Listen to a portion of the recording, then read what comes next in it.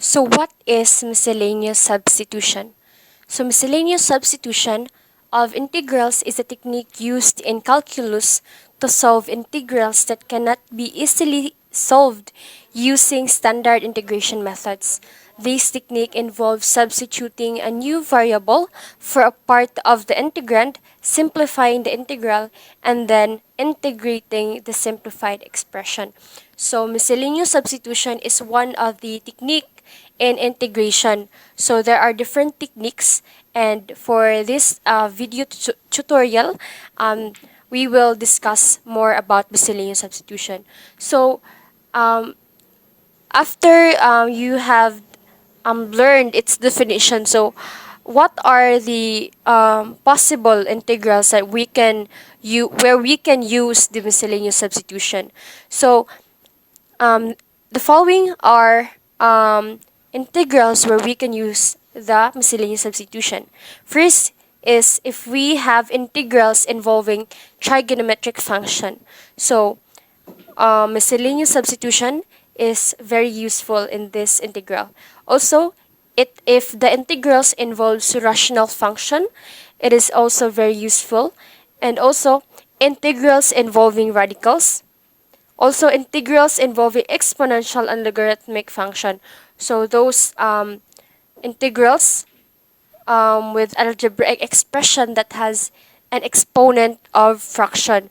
So miscellaneous substitution is perfect technique to solve these following integrals. So in the few moments, we will tackle more about this topic with an example. Hello everyone, my name is Jessa and today I'll be discussing an integration problem using a technique called miscellaneous substitution.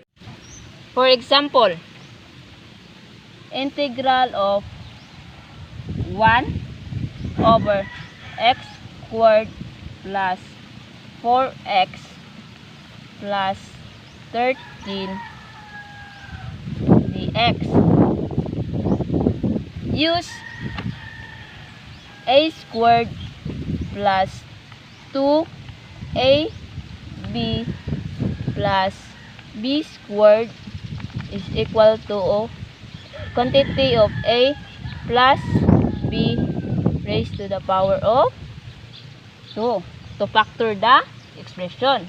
So the quadratic expression in the denominator is x squared plus 4x plus 13. So next is take the coefficient of x, which is 4. So 1/2 times 4 is equal to 4 over 2 divided by 2 is equal to 2. So next is we need to square the result. So 2 squared is equal to 4. Now, rewrite the expression by adding 4 inside the denominator. So, x squared plus 4x plus 13 is equal to x squared plus 4x plus 4 plus 9. So, we can rewrite it by completing the square. So, mahimo siyang x plus 2 raised to the power of 2 plus 9. Kay, if ato siyang bungkagon, mahimo ni siyang x plus 2 plus x plus 2 plus 9. Now, we use FOIL method. So, mahimo siyang x squared plus 2x plus 2x plus 4 plus 9. Next is we need to combine like terms. So, x squared 2x plus 2x is equal to 4x plus 4 plus 9 is equal to 13. The integral transforms into 1 over x plus 2 raised to the power of 2 plus 9 dx. Substituting x plus 2 as u. Then du is equal to 1. Bring down dx, it becomes du is equal to dx. Rewriting the integral in terms of 1 u squared plus 9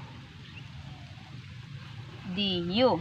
So next is we need to use the standard formula. So our standard formula is x integral of 1 x squared plus a squared dx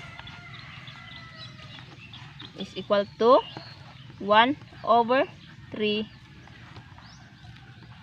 tan raised to the power of 1. So x is over a plus c. So where x squared is equal to u squared, then a squared equal 9, we need to square both sides. So a squared is equal to 9, square root of a squared og 9 kay mahimo siyang a og 3. A is equal to 3. Then apply the formula. So 1/3 tan raised to the power of negative 1 quantity of u over 3 plus z. Then substitute the value of u. So copy 1/3 tan raised to the power of negative 1. Then the value of u is x plus 2 over 3 plus c. Integral of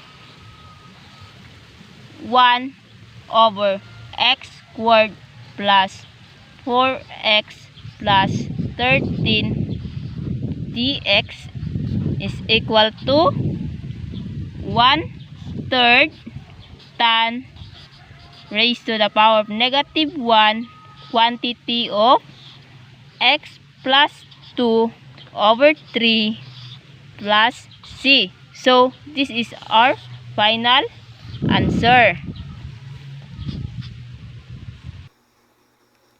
So let us have another example. So as I've said earlier, a lot of this substitution deal with a lot of radicals. So this example number 2 is one of it.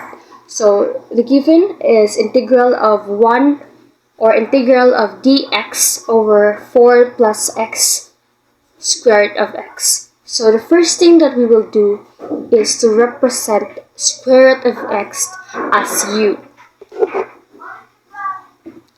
So since that is our u, we will find the derivative of u or the derivative of square root of x. So du will be 1 over 2 square root of x dx.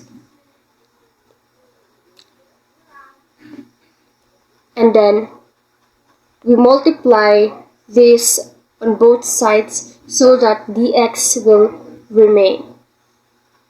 But before that, let's have du 1 over 2 u. It is because u is equal to square root of x. So we will change square root of x into u. So para mabilin kay dx na lang, so we will multiply 1 over 2u on both sides. So we will have 2u du equals dx. Next is to rewrite the integrals, but in this step is in dx, kay gamito na nato is the 2u du, and then the x, or the square root of x in the denominator will be the u. So we will rewrite this. Let's have integral of 2u du over 4 plus x u. However, as you notice, we still have an x. So, kinahanglan na ito siya i-change para mausad na lang og variable tanan. So, the thing that we should do is, if you noticed, u is equals to square root of x. And if that is the case, then x will be u squared. So, it's both equal. So, we can use that to substitute to the value of x. So, we will write, we will have integral of 2u du over 4 plus x squared u. So, since wala pa gid siya nahimong u, so let us change that into u. So, next, if you guys noticed, okay, we have a variable u at the numerator and we also have a variable u at the denominator. So, what should we do? Or what can we do with this? Yes, we can cancel out the variable u. So, cancel out. So, we'll have integral of 2 over 4 plus u squared du. Again, we have integral of 2 over 4 plus u squared du. And then we will integrate this finally, since we already simplified everything. So, we will have 2 times 1 over 2 and then inverse of tangent. So, multiplied by u over 2 plus c. So, simplify all of this. 2 times 1 half will be 1. So, we will have tangent inverse multiplied by u, which is the square root of x over 2 plus c. So, that will be our final answer. In x over x square root of 1 minus x. So let 1 minus x equals to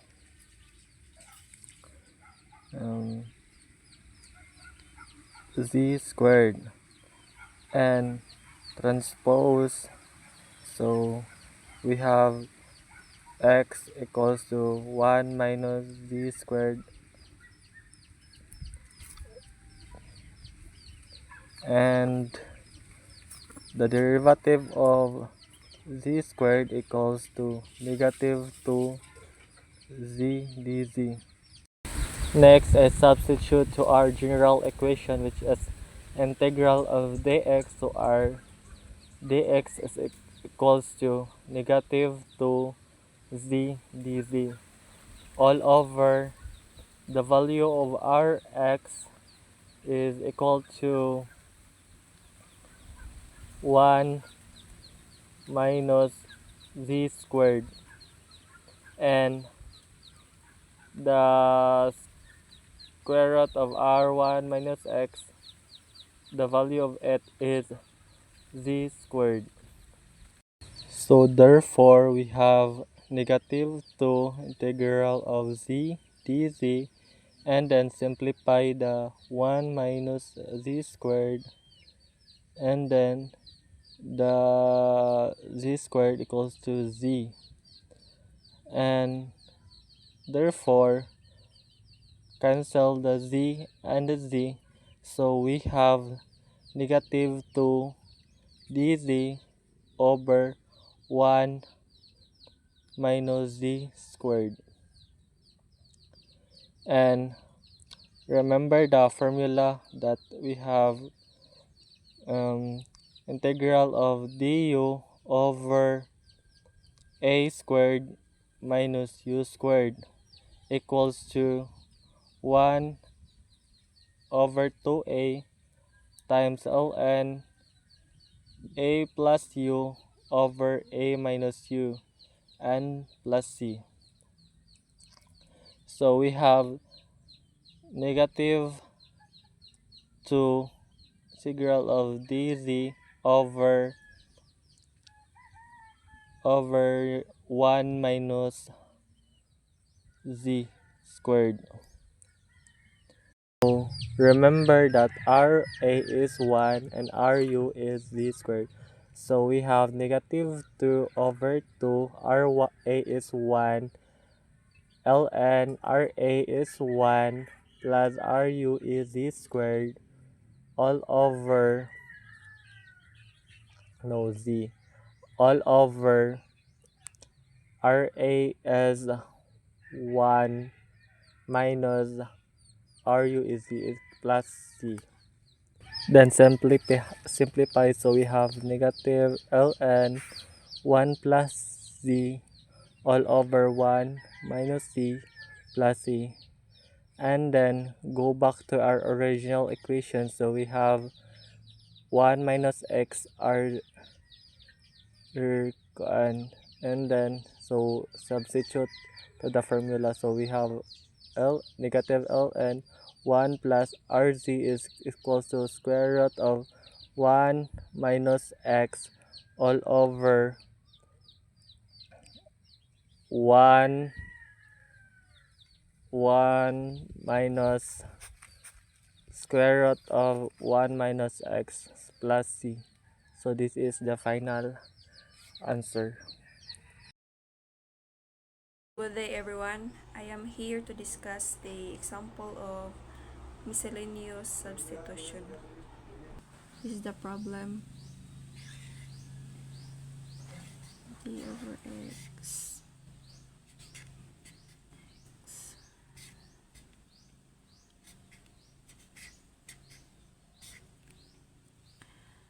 So the first thing we need to do, we rewrite the denominators. So x to the 1/2 multiplied by 1 plus x to the power of 1/3. So multiply. So we will have x times of x 3 to the power of 1. So plus x times 1, x to the power of 1/2. So x to the power of 1/2 plus divide by raised to the power of under this. So we will have get x to the 5/6. So 5/6. So now we're gonna integrate this term, no?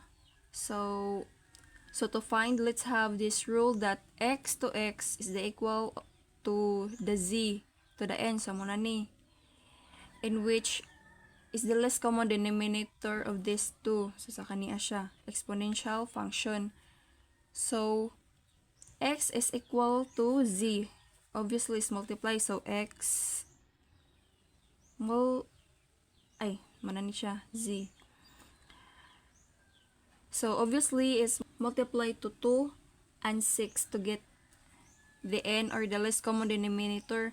So 2 times 6 is equals to, so kani is equals to 12. So ito isuwat, x equals z 12. And then so find the derivative of x dx using the derivative rule, power of the dz. So mao na ni siya, so kani siya dx equals 12z 11 dz. So we can write this as the integral, or d-axis 12 instead of the power of 11. So mani siya, dx is equals to 12z 11 dz. So our denominator now is x to the 1/2 plus, so mani siya, x to the 1/2 plus 5 6. So to find the terms of z, we're going to do is to the 1/2 is equal to z, or z is of, so mani siya, x 1/2 equals, so z 12 1/2. So the only way to do is multiply by 1/2. So to get, we will now have z is equals to 6.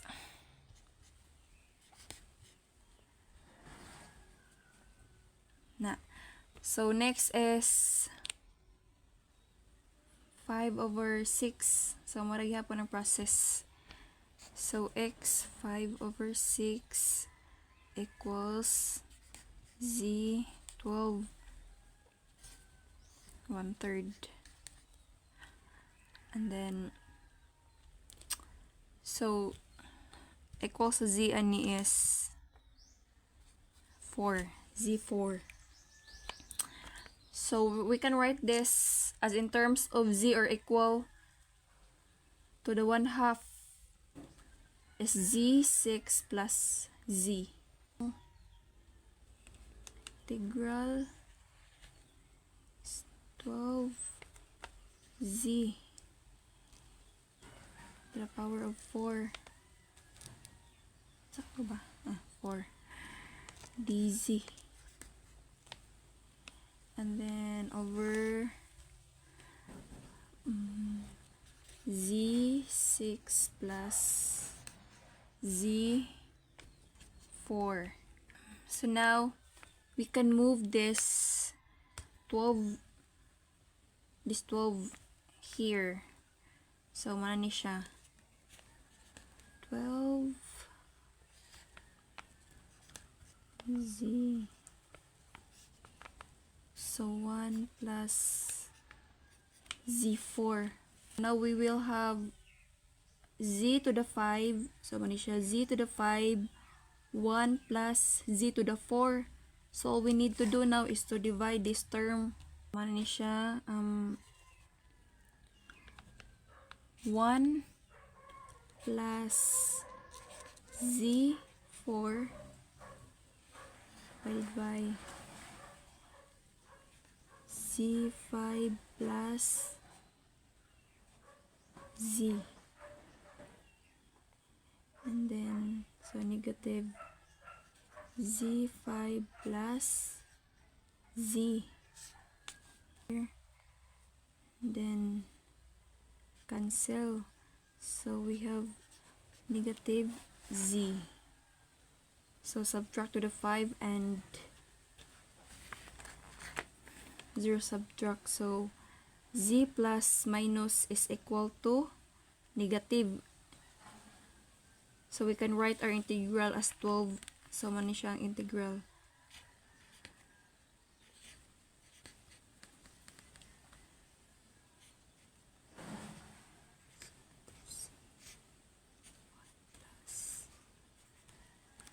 So we have here the, so z plus remainder minus z over 1 plus z to the 4. And then we can now actually put this into integral parts. So 12 integral of z dz plus integral of minus z over 1 plus z4 dz. So mani siya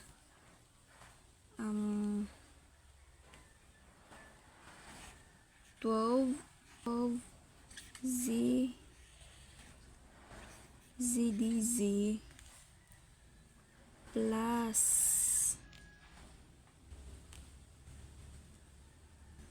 z. So z 1 plus z4 dz. We can find the antiderivative of these two integral. Z to the squared power rule over 2 with 2 minus. So mana ni siya 12z2 minus z negative z over 1 plus z. Over is using the trigonometric identity. So 12z to the power of 2 over 2. We have here the tangent z2 over 2. So we can now substitute z in terms of x. So to find the x is we have x is equal to z to the 12. So all we need to do is multiply it by 1 over 1 half. Multiply 1 over 1 half. So x 1 over 1 half. So 2 over 2 minus tan. Multiply x 12 over 2. So the next topic is we now have z is equal to x over 1 over 4. So replace z in terms of x. So this z to the 1. So we have here 12x. So 1 over 6. So this will be 1 over 6 over 2 minus tan 1 6 over 2.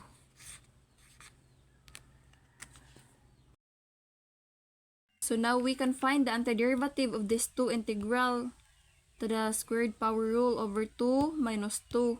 So antiderivative of z negative z over 1 plus 2. 1 plus 2 over is using the trigonometric identity. So tangent over z2. So we can now substitute z in terms of x. So to find the x, we now have x is equals to z to the 12. So x 1 12 over 2 tan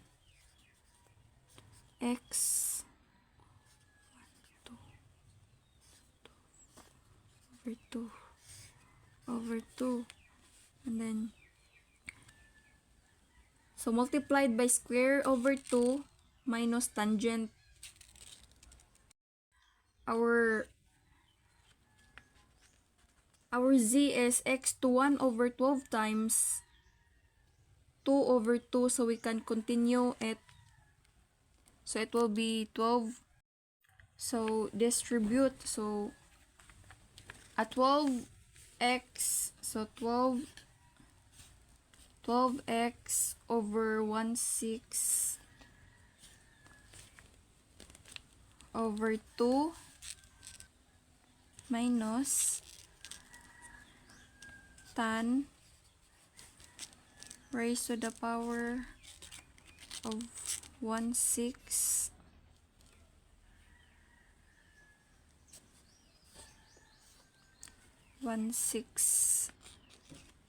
over 2. So over 2. So our final answer is 6x 1/6 minus 6 tan x 1/6 plus c.